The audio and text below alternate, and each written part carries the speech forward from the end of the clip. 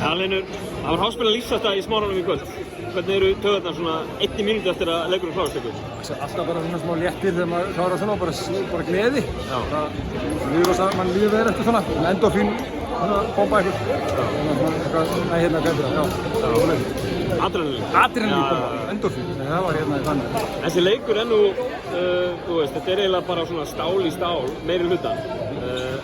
Svo eru nokkur góð play hérna sem þið náðu undir lokin. Hvað er það sem skilur það í svona leikum? Hvað er það sem skilur það? Já,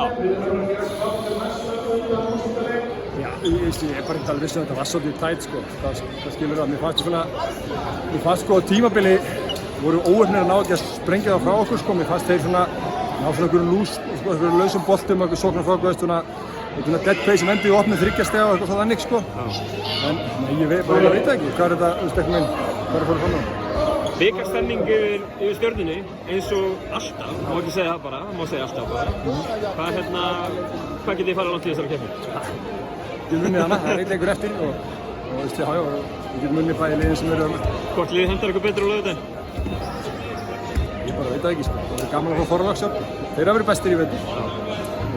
Og Valsarmi líka, ég veit ekki, við getum hent okkur ekkert hvort liðið betur. Þú er frábær liðið. Það væri gaman að fá Þorlákshöfn. Gaman að fá Þorlákshöfn.